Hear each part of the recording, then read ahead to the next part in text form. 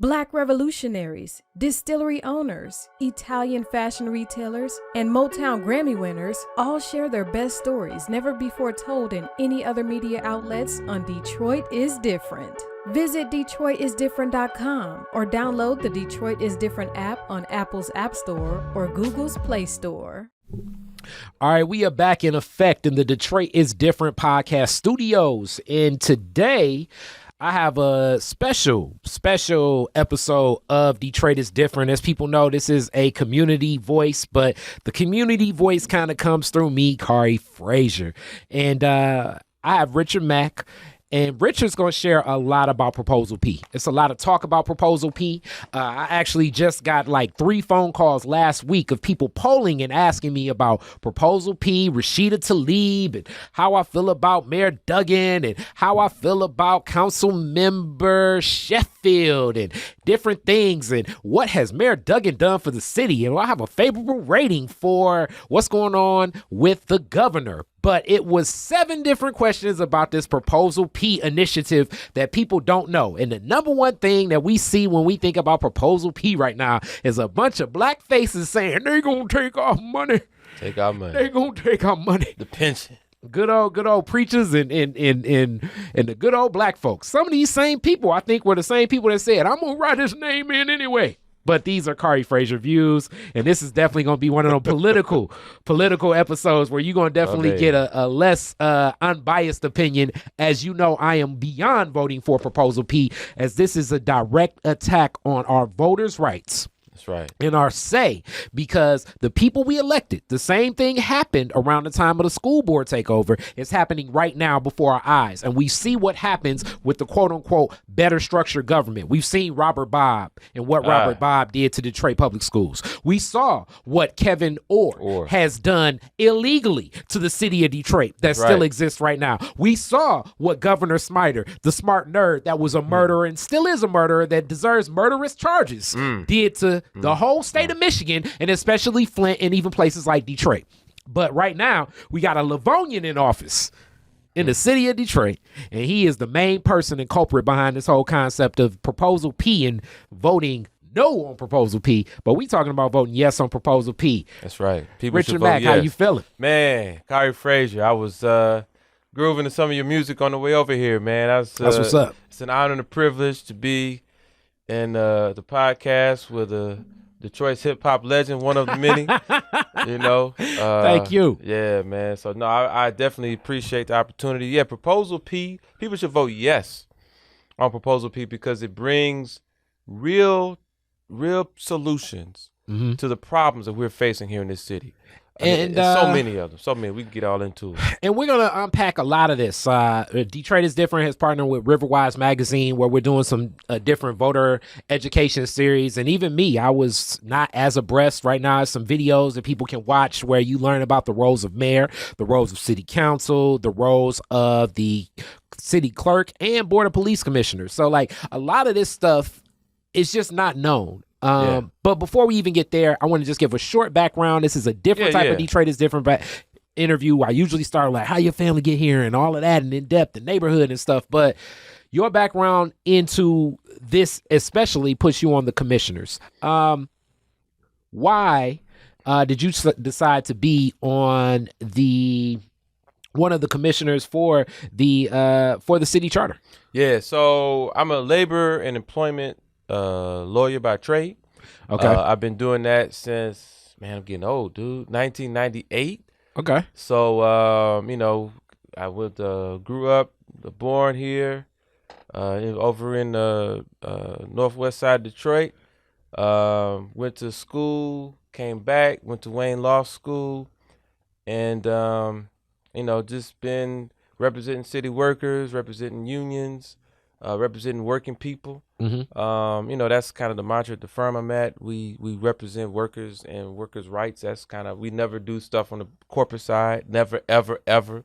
You know, it's just a blessing to me that God has given me that ability to make a living out of doing the right thing. You know, I back in school, I was, you know, Black Student Union. I was power to the people, fist up in the air all the time. You know, I'm still all about making sure that our people have rights and have what we have coming to us and do for ourselves in our city.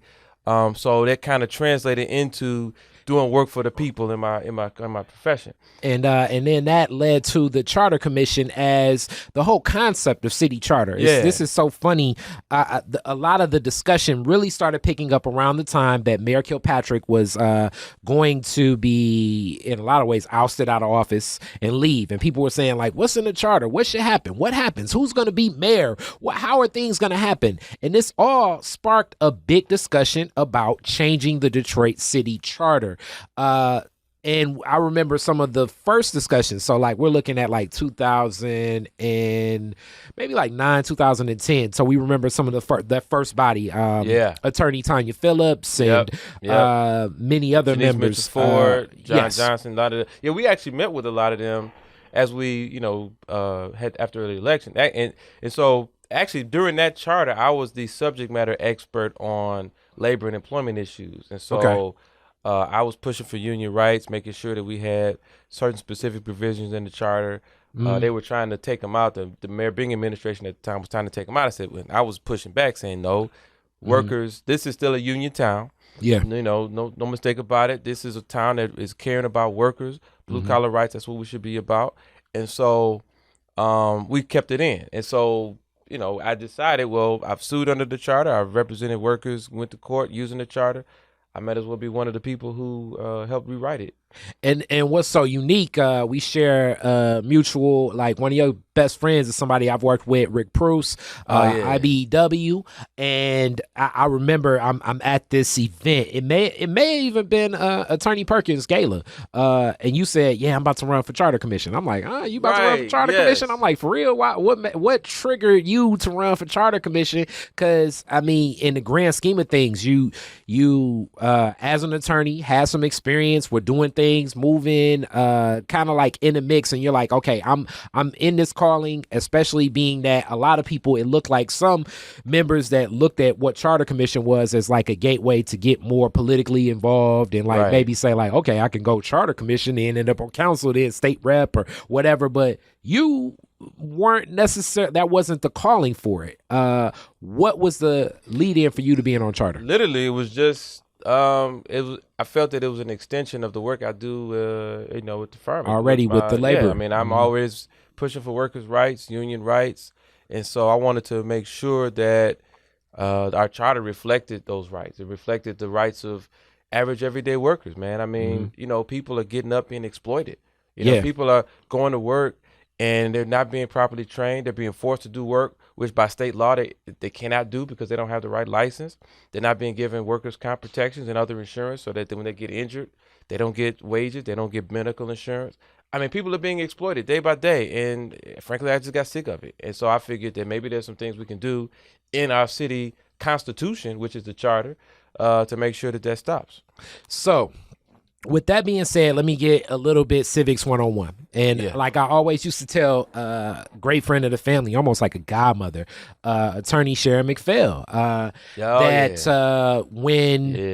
great woman. When I was in elementary, middle, and high school, I never learned anything about local government.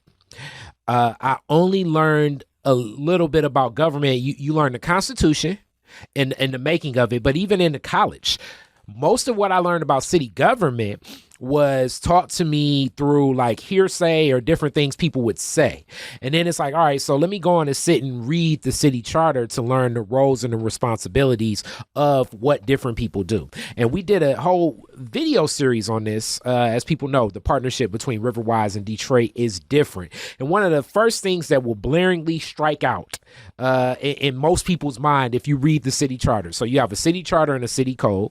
And then shout out to Crystal Crittington, attorney Crittington. Yes. She gave us a great interview talking about it too, between the city code and the city charter. Those are the rules of which how Detroit is governed.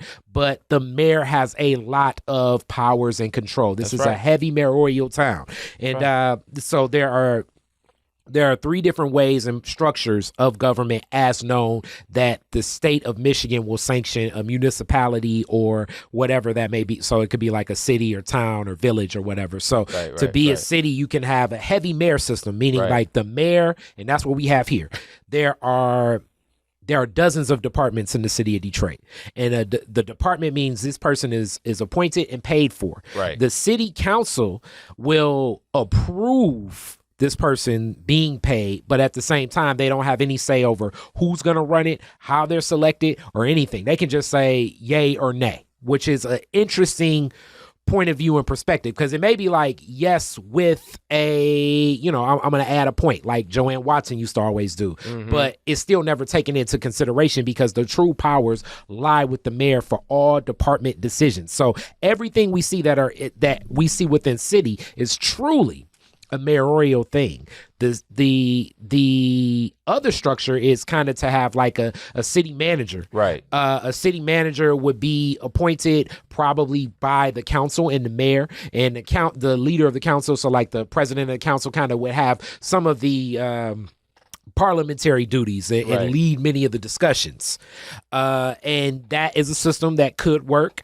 And that is at the crux, I think, of a lot of this debate. It's more so like, or the third system where every vote on city council kind of has executive power as well. So those are the three ways, but we have a heavy mayoral system. Right. The challenge with the mayoral system that we currently have, especially with things like district managers, and it kind of happened in two swoops. You bring back council by district because it used to be council by at large. And now you bring in these district managers, which was an old mandate that was brought back by through Mayor Duggan's administration. But it still needed to be approved by city council to bring back something from back in the day. As you know, I mean, depending upon how far back in the day, Detroit used to have problems with, whether you had a horse and carriage or a trolley being on the street. So, you know what I'm saying? You can't just, say, oh, it used to be on the books. We're going to bring it back. And it's all right, man. That don't make no sense. So this is a fast forwarded version. Please watch and listen. I'm definitely not an attorney to read the charter. It's a lot of legalese, as they say, because it's like, where art thou, how, what? But the number one thing that will stand out is the mayor has a lot of power to hire people, appoint people. And the city council appointments are not paid. They're unpaid for positions. So and kind of like the commission that you're on. It's a lot of unpaid volunteers, which we tip our hat and commend that. And some of the things proposed in this proposal P will actually empower voters, because I think it'll spread some of the executive powers. Well, I don't even want to say executive powers because the mayor still is the executive, but it'll take away some of the powers of one person being like a grand poobah of everything that happens. There are some of the things there's a couple of instances at least where he shares power. Yeah. And you laid it out exactly right. I mean, and we did get some pressure on the commission to go to the more of a city manager function. Opted to stay with what we had. Yeah. Honestly, you can't write, as much as people, whatever people feel about our current mayor and our current city council, frankly, you don't write the Constitution based on your current opinion of who's in office. Because we don't know who will be in office next time. Because Coleman Young, Young was the most beloved mayor we have had. Perfect example. But it was heavy mayoral then as well. And then people, they didn't really feel like, that was a problem, having a strong mayor form of government. So we opted not to change that. But what we did do is we had the mayor currently, who has appointment powers, share in that structure. So, for instance, the sharing of the appointment of corporation counsel, who's the city's top lawyer. He currently, the mayor, he or she does that alone, but now it's a decision that's shared with the city council. And let's put a pin in that, because oftentimes when people talk about the city of Detroit, and it's like, oh, everybody's suing the city. Everybody's suing the city. You hit a pothole, you sue the city and everything. If you ever sit in council chambers, and this is what's so unique about council too, because it's open to the public. Yeah. The business that the mayor conducts is not open to the public, so we don't know what's going on in many of these meetings. If anything is open door with the mayor, that's not an open meeting. Right. So we don't know what the nuances are, but we've seen a lot of some of the best attorneys that represent the people, have a couple fights with the city, and then the next thing they end up on the other side working with the city, or vice versa. We've seen that happen. We've seen people work with the city and then end up, working at Rocket Mortgage or something. And you're like, damn, how did they end up being the Rocket Mortgage top attorney after they work out this deal for Rocket Mortgage to, have these 3 buildings? That's interesting. Ain't that something? And that's what's so that was the other thing that really drove me to being on the commission. Yeah. And look, I'm not against all tax breaks. Yeah. I'm not. I think that in many instances it makes sense, especially when Detroit was less attractive to be in. But doggone, if you're not going to just take money, sign a commitment to do certain things, not fulfill your commitment, not even follow the law. Yeah. And then you just walk away with the money like nobody. Oh well, sorry. And let's put a pin in that too, because these things, as they say, if you don't learn from your past, it will repeat itself. The root of the problem with profit revenue sharing, shout out to my godmother, Joanne Watson, of Speaking This. I love that woman. And then Anthony Adams, candidate for mayor right now, broke it down on Detroit is Different very explicitly. Maybe I'll bring that clip in about the key crux of the challenge of why the state of Michigan owes the city of Detroit so much money. And they completely waived that off under the Archer administration and never pursued this money because if most people know, if you pay your city taxes in the city of Detroit, you have a resident form and a non-resident form. The non-resident form of taxes and taxation began under the Coleman Young administration. As people were hitting 8 Mile, as he said, he was like, okay, I got a trick for you guys. Y'all gonna still pay taxes because y'all still got to work in Detroit. Y'all gonna still pay income taxes to the city of Detroit. Yep. That's what you're gonna do. Yep. So that was a ruling that happened as Coleman was leaving office and Archer was coming in. One of the things the state said is like, all right, city of Detroit, what we're going to do is we're going to offer you more revenue sharing, meaning we're going to give you more of a piece of the state taxes that are withheld from Detroiters and give it back to the city of Detroit in exchange for lowering the cost of the non-resident tax base for non-resident taxes for people that work in Detroit but live in other places in Michigan. A handshake deal with the Archer administration and whoever his current legal counsel at the time was. It may have been like Adam Sabree or something. But that handshake deal went down, like, let's say in 1994. In 1995, the Michigan State House that definitely had a lot of Republicans then and kind of now too, but Engler administration completely waived that off and said, we're not going to honor that debt. Yeah. That is the revenue sharing that's owed to the city of Detroit. So since that debt was not honored, but the what was honored was people pay 50% less in the non-resident taxes. It's like 1.25%, I believe it is now. Yeah. So that right there is a classic example of not holding up the end of the bargain. And our council, as you say, why we need to be more ambitious about who our corporate council is, needs to be chasing money down like that. You know why I felt that was an appropriate thing to do, is I'm a believer that is if I'm the executive, you should have the attorney that you want. I get that. However, it's not the attorney for the executive alone. No. It's the attorney, it's sort of like a corporation. It's the attorney that represents the CEO as well as the board of directors, right? And so when I saw there was this big meeting that was put together over the property tax over assessment. Remember when that came out? What was it? January of last year, $600 million over assessed. The people of the city of Detroit were being charged by $600 million more than what they should have charged for property taxes. Yes. Big meeting, city council meeting. People demanding solutions. When are we gonna get our money back?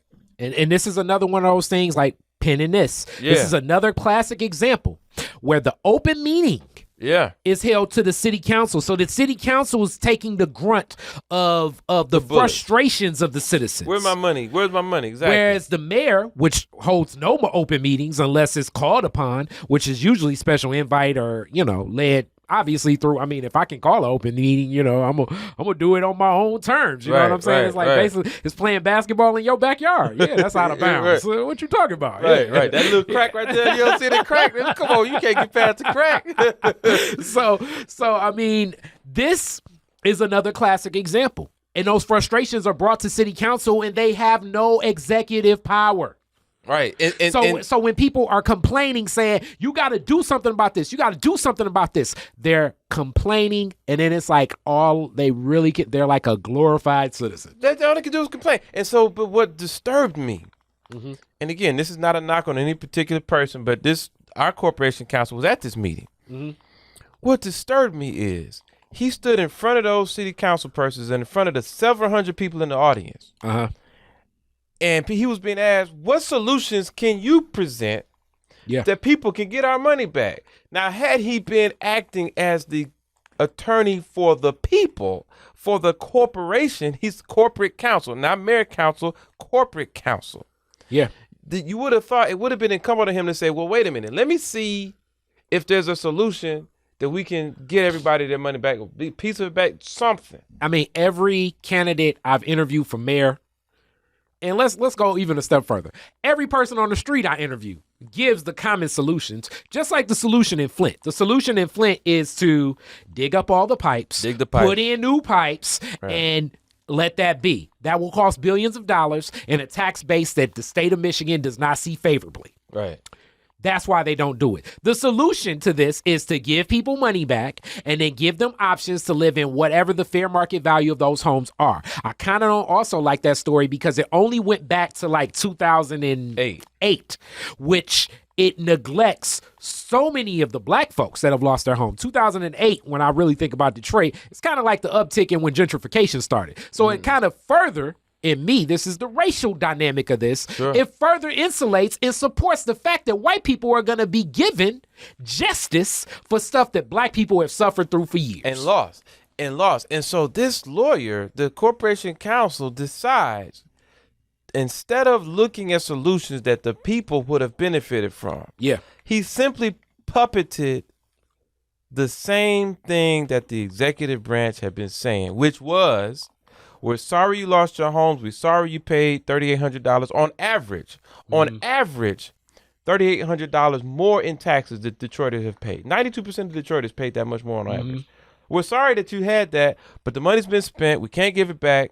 We'll give you resume writing assistance. We'll give you job placement assistance. Bullshit. We'll let you buy a home half off. That's been sitting vacant that the city owns, that you're going to need to fix up before you move into anyway. Which a program that already existed.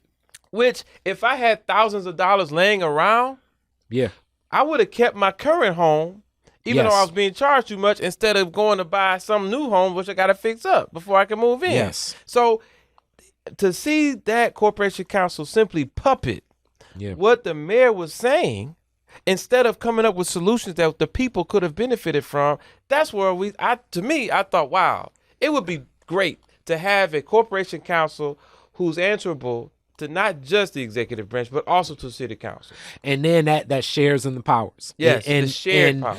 And that alone, and even when we have these open meetings, because that's what's so unique even about like the city council's role in the city of Detroit. I want people to understand this as they listen. Man, I should have put a camera on me as much as I'm talking on this interview. But the city council's role is a legislative role, definitely. But the legislation and the city laws and ordinances or resolutions that can be placed. Listen to that Crystal Crittington interview on Riverwise podcast. She breaks down a lot of this. Are definitely honored under city law. And the city council does decide a city budget. The city council does have some appointments that are unpaid positions, but the city council does not make executive decisions. And when people come down to city council to complain, they're usually complaining about things that they want an executive action to be taken on. Right. And then what can the city council do? Right. And that's part of the dynamic, and that's part of the problem why, if you just city council, because they, as you outlined very clearly, because they are required to have open meetings. They're required to hear from the people before they make their decisions. Yeah. The mayor's not. No. So people go to them for the solutions. What should happen, because the city council has the authority to set the budget, because the city council has the authority to pass ordinances, to subpoena executive branch members to the table to discuss issues. What you can see happen from a city council person is that they can assert more of their power that they already have in the charter. And they already have those powers to bring the people to the table and say, let's fix this. It's really like, in some ways, if you watch enough city council, it's not on TV like it used to be, and I think it's a reason for that. But it's kind of like when a substitute teacher comes to your class in high school. You know what I mean? Like, you get away with you know, it's like, do I gotta really listen? Do I sort of not gotta listen? You know, it is what it is, man. Give me this crossword puzzle, man. Right. You know what I mean? Like, it's that when someone from the executive department is called to the council table, do they really need to listen? If the city council were to say, we're going to pass an ordinance to force the hand of the executive branch on these various issues, which is a law that will require certain actions be taken. Yeah.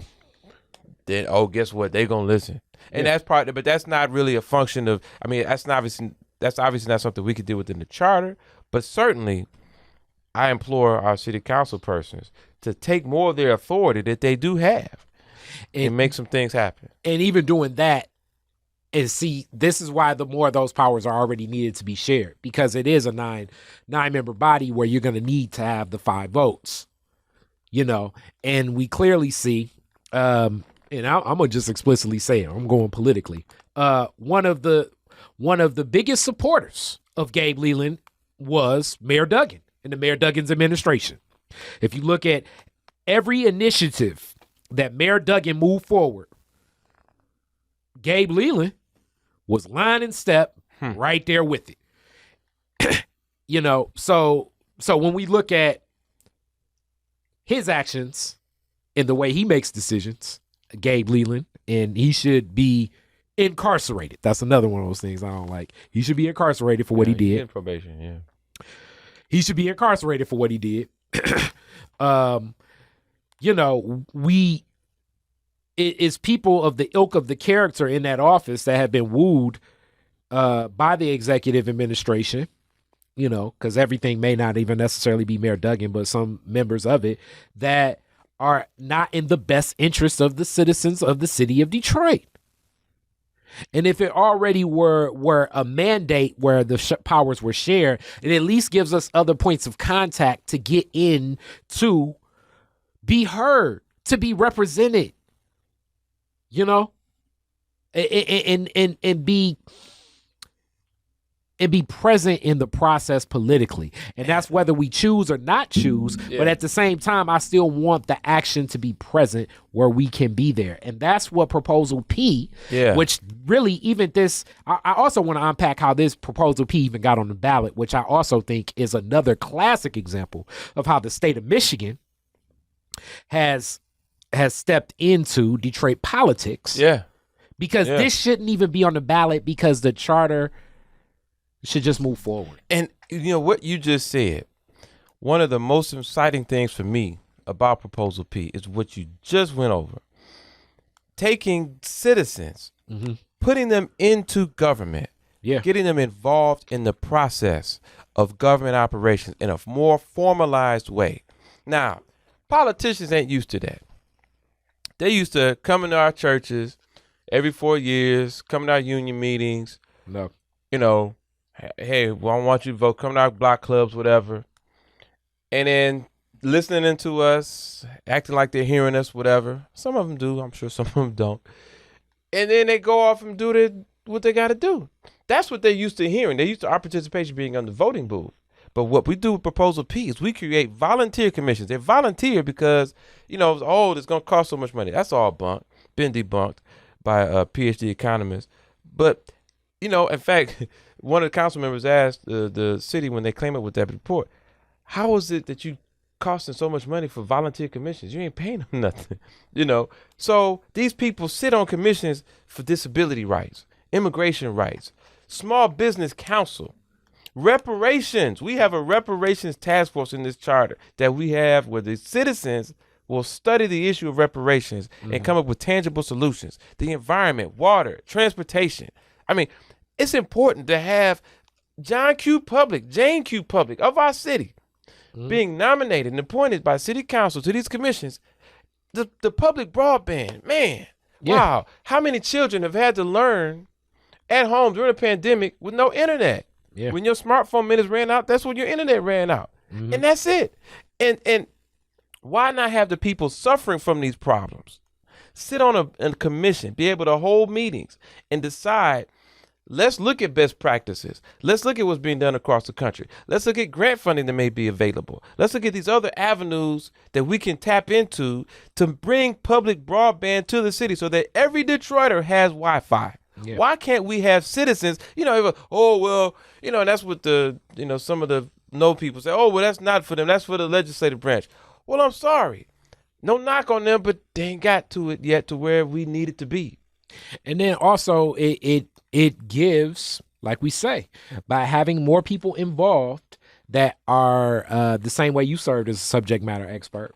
I mean, you can only know so much. Yeah. I think that the brilliance of some political minds in some of the moves. I mean, even if this is something the moves of our current mayor, Mayor Duggan, with which it was contentious to some, but the DMC deals that he was making, it was like, okay, he understands structure, he understands how to move certain things. His partnership with Conrad Mallett and appointees, like it was understandable. But at the same time, some of that functionality, doctors and nurses and people that work in that were needed to be at the table, and that's in a corporate structure. Mm-hmm, so definitely in a city structure, it's needed as well, meaning that the people that walk in that life, I mean, if it's to be anybody that were to come to me and ask about podcasting and video, I could tell you, it's like, all right, these are some things that because this is what I do. I have some experience in it. I can tell you about what you're going to deal with certain spaces, especially out of a home in the city of Detroit, and some of the dead spots you may run into, some grounding issues, what you're going to have to do with internet, and it's a lot of stuff that I've seen that I would be able to hit somebody to. Mm-hmm. But if I were to just share that information, even with the most knowledgeable person, such as yourself, an attorney, You're gonna take it. You're gonna know how to present it. You're gonna have bullet points, but it's not gonna be like delivered the same way as somebody saying, "No, this is what we need." Right. And this is how it needs to happen. And why not give and see the beauty of the system that we've presented here in Proposal P is giving citizens, not just that it's them that's dealing with it. They're the ones facing the problems. So let them come up with some recommended solutions. But there's also a dedicated group of people that are focusing exclusively on Wi-Fi, exclusively on disability rights, immigration, exclusively on these issues that are plaguing us. So, city council, again, they've got so much on their plate. Yeah. They're dealing with LCA, Mack Engine. They're dealing with all these contracts that they get hundreds of them. And that's another thing about corporate council needing to be selected by city council too, because unlike in yesteryear, there's a lot of this government corporate partnership relationship things going on where it's like, hey, we're Chase Bank. We're gonna give Detroit $100 million, but we support the mayor, and we need the mayor and the mayor's people to be in the mix of how we spend this $100 million. And then it's like, that's good, but that's sort of like, why is just the mayor, or why not more people? So and I mean, the same thing is happening on a state level and a national level too. The relationship between corporations and government. I'm sure. I mean, even somewhat the fight within the vaccine. It's like, okay, as we patent what's going to happen with this vaccine, we don't want more money because it's a corporation. Moderna and Pfizer are corporations, and the government's saying, no, you can't patent it because we need it. And it's like, nah. That's where attorneys, really gonna get their attorney on. Yeah, but this is where corporate and public. You need to have more people in the room speaking, especially when it's we want to just give some money to the city, or we want to give this asset to the city, or we want to share in this for the city. It doesn't just need to be the executive body, and this is whether we like who the current executive is or don't like who the current executive is, just because if it's a public resource, that public resource is for everyone. Right. Not just one part in portion. Right. And that's a key thing. And I mean, it took the public, the people who voted on who voted on getting the charter reopened. And that's really why the proposal P is the people. It's power to the people. It's people deciding, I want to reopen this charter. People deciding, I want these people to be on this commission. It was a long fight. People, right. And, and honestly, they showed the meetings where we had a little bit of, the commercials out where we had some disagreement amongst ourselves. That's public discourse. That's what. Hey, I'm sure if the executive body's meetings were open, we probably see some discourse there too. Think about look at how the Voting Rights Act was written. You can imagine the fights, the struggles. The one thing about government I did learn, and we all learned, is the Constitution, and we definitely learned that James Madison and them were ready to pull out pistols. Exactly. Exactly right. So that's part of the whole process, and thank God we got past that because, we were in a space of arguing about some of the things, but you know what? Iron sharpeneth iron, the Bible says. And what we did is once we started looking at the specifics of where we are, what we wanted to line up, talk to 300 plus organizations, 300 organizations, 520 or something like that, specific individual proposals from the people. The people wrote this document. Yeah. This is something, and it wasn't just like, I like this idea, I like that idea. No, we had scientific study after study after study. We looked at the financial aspects of it. We looked at the consequences of it. We looked at, all of these different data. We looked at both sides on so many issues. And we studied it hard because we had those experts come in to talk to us about it, and they were able to provide their insight. Some of the stuff we started off with wasn't what we ended up with because we got educated through the process. This was something we dealt with for a year and a half. Just literally on this piece of it. And this is also like when we think about the baton passing, because this is an iteration of years, because the charter, first off, for charters to be revised, and this is where you're more experienced as an attorney, just so people know. And I'm looking at, reading the charter and talking to Crystal Crittington, but everybody doesn't have a Crystal Crittington call, and everybody may not be able to comprehend the charter. But in this to happen, it still needs to be approved because Michigan sanctions what happens in the city of Detroit, or every charter for every city. Now there is a provision in the Michigan Constitution, Article 7, Section 22. Those legal beagles, feel free to look it up. That provision says quite clearly that the citizens of a city have the right to frame, revise, adopt their charter. Yep. Period. It doesn't say they have the right to do that if the governor says they can do it. Yep. It says they have the right to do it, full stop. Now, there is a statute which talks about giving, following through with that process, where the charter is given to the governor. So the governor reviews it, and then the governor, she can, submit objections. But it must be with just cause, for reason superseding what the citizens have decided. Right. It's something that, whatever standard she implores to look at it. But the point is, even the governor herself, said, let the citizens vote. She even said that, I have these and objections from the governor in a charter process is not uncommon. In the 2012 charter, the Kwame charter, we like to call it. Yep. In that charter, same thing happened. They sent the charter to the governor, Governor Snyder at the time, or Snyder, I think by that time, said, I have certain concerns, sent the concerns back. And it got squared. The difference here was, for whatever reason, instead of simply an email, hey, we want to look at these 7 provisions, blah, blah, blah, blah, blah, blah. Ours wound up in a heavily publicized letter that someone got and ran and took to the press, and that became the big, huge news story. The governor says the charter is illegal. That's not any bill that you look at that's ever been signed into law. will have several iterations of the same bill where the changes have been made previously. That's the nature of legislation. That's the nature of it, because you're always going to have clarifications. The stuff that the governor mentioned was not these major legal problems. There were clarifications. Most of it was stuff saying, okay to the language, but just make sure that when you implement it, you do this, you do that, you do the other. Meaning, there's nothing to do with the language itself. That's to do with the city following it. Mm-hmm. So it's, people got to understand that. And yes, what really disturbed me is that the city election commission, which we also changed in the charter, put it on the ballot. Kudos to them. Who was the lone vote against it? The corporation council. The person who's supposed to be the lawyer for the people is deciding that the people shouldn't have a right to vote on their own charter, despite what the Constitution of the state of Michigan says. Like, let that sink in. Mm-hmm. The people's lawyer was telling the people, I don't want you to have the right to decide. Mm.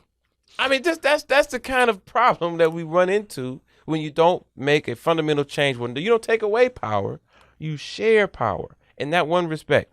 So then it's on the ballot. And what do you have?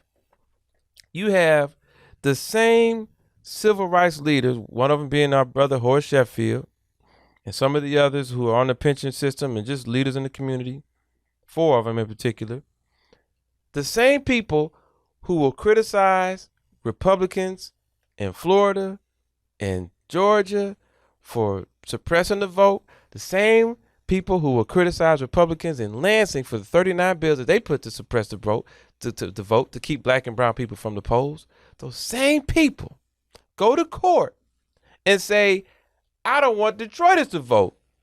And literally the argument that they're making in that court document, the literal argument that they're making is Detroiters should not have the right to vote because the governor didn't give us the right to.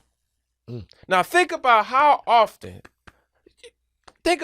long Detroiters have fought to vest control from Lansing for our own destiny. Think about how long, and they really crystallized with the emergency manager, but it's even before emergency manager. Yeah. I can remember growing up being a kid, I hear people talking with my father, talking about, don't let them take the water. Don't let them take Belle Isle.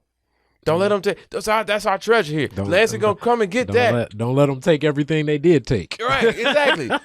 Don't let Lansing come to take over. It's always been that dynamic where Lansing is trying to take over Detroit. Detroit trying to not be taken over by Lansing. And then it really happened when you had a Governor Snyder who said, I'm going to take over Detroit. Yeah. With an emergency manager. And then on top of that, a bankruptcy. Yeah. So illegal bankruptcy. And then with Article 9, Section 24 of the Constitution says you cannot impair the pension. They did it anyway. Yeah. So then we have all of this That's what dynamic. I thought the bankruptcy was over personally. Exactly. Just tap into that money. Right, exactly. But then you have the same people who fought against Lansing taking over Detroit for so many years now saying that Lansing has to give us the right to vote.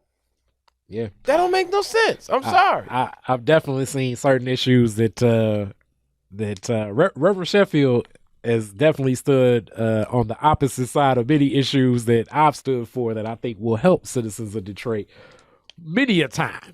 So he supported the school takeover by the state. He was one of the biggest supporters of the school takeover for the state, and that was Engler and them. David Adamany and Kenneth Burnley and that whole machine. So I definitely think that the layers in unpacking this and the confusion for most people, because that's what it is. If you confuse most people, and it just gets people to say, it's an illegal charter, or we're not going. And so if you think about it, what's so disturbing is that the powers that be, and I figured it out, the powers that be don't want this charter to pass so badly that they're not just going to argue it on the merits because they know they'll lose. Mm-hmm. They know that people want no-knock warrants banned. They know that people want, if a police stop has a video camera recording the stop, they want that automatically turned over to the police commission instead of having to beg for it like we've have to. They know that they want pandemic preparedness in every city department, right? They know that they want a health and all policy so that we have a commission which studies making sure that Detroiters have better health care, access to health care, which Obamacare is great, but it still ain't all the way, right? They know that we want protections against future bankruptcies. They know that we want a different election commission because the election commission that we put in there, I mean, just think about this, there's 30 seconds on that one. So any union that you go to, you'll have people running for president, vice president, secretary, treasurer, whatever. Then you have a separate election committee. They separate that out. UAW does it, whoever, whatever union. The election committee governs and runs the election process. They make sure they know who to vote, who's on the eligibility list, make sure that the money is being spent. It's not being spent out of the union coffers. They make sure that the mail goes out at the right time. They make sure that people get to vote. They make sure all the whole election process, they govern it, but they're not connected to the people running for office. Why? Because it'd be a conflict. It'd be a conflict to have the people running for office over and working with the people running the election system. What do we have in the city? We got the city council president, city clerk, and the person appointed by the mayor's corporation council as our election commission. Yeah. The people running for the office while running the election. That's why you generally see a big Janice Winfrey billboard with her face. With her face and name all on it. Around the time when she's running for office. I mean, come on. So what we say is, no, that's got to be disconnected. So we say we let 3 people on the election commission, people run citywide, for the election commission. You can't be connected with the city running for office. You can't be connected with the city. You just, I mean, as far as the government structure, like you can't be seeking office. Exactly. So I mean, I mean, these acts that you speak about are big. I think the police chief thing was big. I think definitely what's happening in reference to what's happening, reparations was big, and then just really corporate counsel was big. Like, it's a lot of things between this that also, coincide with the work Tawana and many others were doing with the Detroiters Bill of Rights that fits right into this as well. That whole committee, that whole Detroiters Bill of Rights committee, or I think it's council, they had a big role in this. And hats off to my sister, council member Raquel Castaneda Lopez. And her team worked together. I mean, Tawada Petty was right there. I mean, Monica Howard with the water rights. I mean, just we the people. Detroit will believe. Detroit will believe. Yeah, we got to believe too. Detroit will breathe. Black Lives Matter. I mean, just there's so many different groups. Yeah, right there at the forefront, helping to propose different things, showing us their study. They have been studying these things for years, for decades. Yeah. I mean, and educating us. Yeah. So, like, I mean, when we think about what public safety looks like as opposed to policing, that public safety piece is big. I mean, that work when we think about this facial recognition that continues to get pushed in the city of Detroit, and the money spent on that, and I mean, controls just even on that, absolutely. Even that, like you said, you can't use it unless you have a ordinance with specific controls on that. But that peace plan is something I'm really excited about, because if you think about the dynamic after we saw George Floyd get murdered, which we did while we were writing this document, literally as we had the document on our computers, we watched that video. And that impacted us. So we began, in the country, the world began to think, how can policing be different? Now, we as black folks been thinking about that for some decades, since stress and before. But finally, the world starts putting George Floyd murals up and saying, maybe policing can be different. And so we embody some of that. Now, we write in the Constitution, we can't write the specific way that the police and this community are going to work together, but we mandate that the city police chief and the city police commission work together, what's called a peace plan, police engagement plan, where you do community policing, and that we lay out certain benchmarks as to what they have to do and consider. But we mandate that the police training is given, deal with cultural sensitivity. I know you can't train your way out of a problem. I get that. But we also add in that the training has to include police officers viewing victims of police brutality, so that they can see that, for the bad ones and for the good ones, so that they can see the consequence of going overboard. Yeah. Right. And so just so many different things we put in on policing, a specific Bill of Rights. So when you get pulled over, you have the right to ask for your supervisor of your police officer. You have the right to ask for the badge number. You have the right to ask why you're being pulled over. I mean, a certain whole list of things. I encourage people to go through that and look at that, because that was a really, really big push. I hats off to Commissioner Denzel McCampbell, who really led that effort, as well as Commissioner Underwood and Commissioner Jones. They led that effort in really working in that committee to deal with a lot of that. I mean, it's just, Who could be against that, right? So as I was saying, I figured it out. All of these ideas, if you're listening to them, and once people hear about them, yeah, of course they're in favor, right? Because they came from you. You're going to be in favor of what you told us to do. So what corporate interest did is it decided, wait a minute, I'm not used to being held accountable. So it's just I was telling you before, Marathon Oil, $180 million. Yeah, they signed a contract. Yeah, we'll give Detroiters some jobs. Less than 10 people work at Marathon Oil at that expansion facility from Detroit now. But let's, I mean, and it's when we look at some of those other projects that go on to quote unquote create jobs, because that's for years has been a creating jobs for years has been the banner of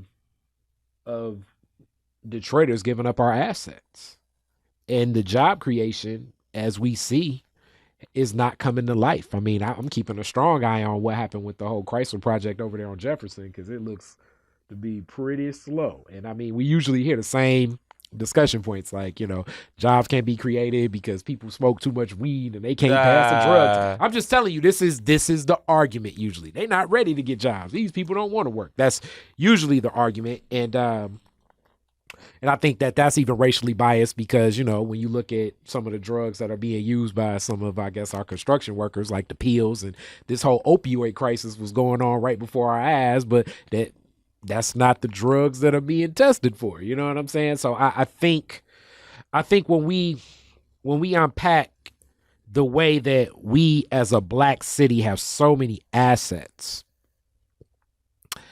and can hold on to those assets, and the importance of holding on to those assets, it falls under some type of structure. Yeah. The right charter can keep these assets where it's more oversight into how things can be shared. Like right now, I don't know, this is also in that same mix of Proposal P about the arts and culture. You know, I don't know if most people know, but during that flooding, the Charles Wright Museum, our African American museum, second largest in the world, was flooded bad in the basement. As people know, a lot of the artifacts, I don't know if people know, are kept in that basement. But as we've seen, the DIA, because I believe the DIA has more of a regional interest, meaning like less black folks, is kept in more of a pristine order. And the Charles Wright was already facing some financial burdens, some tough things. I mean, I want to say at that gala that we went to for Attorney Perkins, it was on behalf of the right, and he was looking to support the right. Or he was supporting the right there, not looking. We were there supporting them too. So, but now they're faced with another burden. You know, if we have a resource to say what gets what, and these assets kept by the DIA, the black folks in Detroit are definitely gonna say, no, if the DIA gets $1, Charles Wright may get $2, but definitely at least $1. You know what I'm saying? Because we care about our history, and we care about preserving that, which has not been as prevalent. And these are the things that we need to think about in charter, because then it makes it easier for anything to be enacted, like that structure of keeping these assets in a black city that have in a lot of ways been galvanized and just torn apart and wrecked and just shared. Like it's almost like it's become a, you know, what part of Detroit do you want, you know, as things have been unpacked. I mean, it's you know, there's so much to that, because, you know, we when we wrote this, we did consider what the average everyday Detroiter was going through. And so, you know, that Detroiter who was getting exploited on the job, and I'm big on that. I mean, I just did a paper That's for your Wayne State. labor rights. You know, I mean, people working literally 50, 60 hours a week, not getting overtime. That's against the law. But we're paying tax dollars to companies, $600+ million a year, tax dollars to companies, many of them exploiting these workers like that. Those are money that coming out of our pocket to go to companies to get away with breaking the law, putting the workers at home exploited. And so what we decided to do was we put the control mechanism in place. We gave the Auditor General enforcement authority, so that if there's a company that's getting a contract from the city, if there's a company that's getting a tax break from the city, whether you got a contract or a tax break, you in the same bucket. You got to follow the law, and you got to keep the commitments that you said you were going to in your contract, whether it's a tax break contract or your service contract. And if you don't, someone can file a claim against you to enforce your contract and to make sure that you stop breaking the law. The Auditor General, now this is the important piece. The Auditor General is an appointee of the City Council, but he or she has a mandatory 10-year term commitment. So it's not like he could be removed or she could be removed for at will. And the reason that's important is because that person has the ability to really make the tough calls. They can make you've seen some of his reports on the dumping or on the towing, some of the things he's been going after the current administration pretty hard. And that's not why we selected him. But the fact is that person has the ability to stay in office and only can be removed for just cause. So he or she can have a hearing, call those companies to a hearing, make them produce evidence, make them show up to testify and say, what are you doing that you're not following the law, that you're not keeping your commitments to hire Detroiters, to stop exploiting these workers. And if they don't, he can assess fines, penalties, roll back the abatement, doing other sorts of things to make sure that they do. So that's why you see Vote No commercials all over, because corporations are paying to make sure that they don't have to be accountable. It's just that simple. And with that, just in short, I got to get you back to just talk. Yeah, let's do it. More of the fat, but talk some politics. As people saw, definitely, people rarely see me get this enthralled over a topic, but this one really angers me. So with this, it's definitely a grassroots movement to vote yes on this. Yes, we need help. We need help, and that's why you're here. And I'm gonna definitely splice up a lot of this, but just give a piece, give a plea, give that pitch for that person that doesn't know, because a lot of people are really confused. As that to me was another initiative in this media. The one big piece I want to hit on is the only thing that the no people have that they've been saying thus far is the cost. This lie about the cost. And it's a flat lie. They said it's going to cost $3.4 billion. They looked at the charter provisions and it said $3.4 billion. We as Detroiters, we said, wow, we don't believe that, but come to our charter meeting. Let's discuss it. Let's look at your report and see what you have to substantiate it. They refused to come. They didn't come to February meeting, March, April, May, June. They still ain't been. They still ain't coming. They ain't coming, I guarantee you. So I, having reviewed city financial budgets and fiscal reports for the last 20-some years, CAFRs, things like that, Comprehensive Annual Financial Report, I said, well, you have to have some budgetary assumptions behind the numbers that you've developed to support this $3.4 billion. Provide those at the least.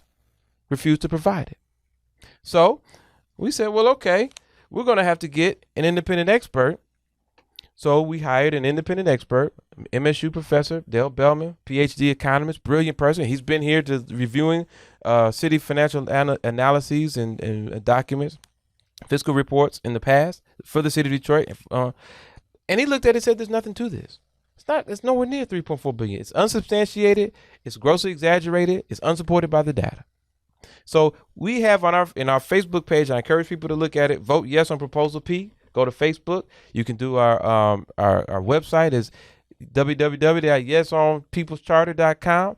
Go to that, check it out. We have the city's report, the CFO report saying $3.4 billion, and we have a line-by-line analysis breaking down each and every cost item in that report to debunk it, to show how it really doesn't add up. Because basically what they did is they looked at the charter language and they read it much differently than what we provide for. They read it to say we're giving away free bus tickets, where instead we say, City Council, write an ordinance which calls for the reduction of fare for those who need it. We don't say how much you reduce it by. You don't say where you get the money from, whether it's grant funding or increasing the rates for other people, whatever. Do your job. We say, City Council, write a water affordability ordinance so people don't have to get their water shut off, and affordability funds so that they can have money to pay. They say, oh, everybody's going to get free water. We say, a public broadband commission will study the issue of getting Wi-Fi for Detroiters. We don't say where that money's coming from. They're going to tap into grant funding, I hope, so that the money Detroit shouldn't even have to pay for it. the CFO said, oh, everybody's going to get free Wi-Fi. So it's all of these misnomers that came out of this report. Then the numbers changed from 3.4 billion down to 2 billion. So the numbers keep changing. You can't really trust the numbers. Just a couple of quick things on the numbers. If you believe their city's report, so that's what they come out and say, oh, it's going to hurt the pensions, it's going to hurt increase taxes, it's going to reduce services. Oh, that's a lie. None of that's going to happen. But if you believe those numbers, you have to believe literally that not only will people get a free bus ticket when they get on the bus every time, there will be no bus revenue collected. You also have to believe that people will get paid to ride the bus. They claim they charge us more than what they actually collect in bus revenue for our charter plan, which means that it's not just that you lose all the revenue, but also there's got to be some other expenditures, meaning you got to pay people to ride the bus. Mm-hmm. If you believe their numbers, you have to believe that there will be dozens of secretaries hired who each will make $200,000 a year annually to send out meeting notices for volunteer commissions. Dozens of them. No secretary makes that kind of money.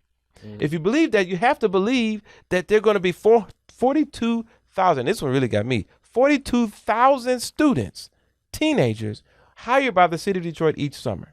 Mm-hmm. The city only has 10,000 people in total.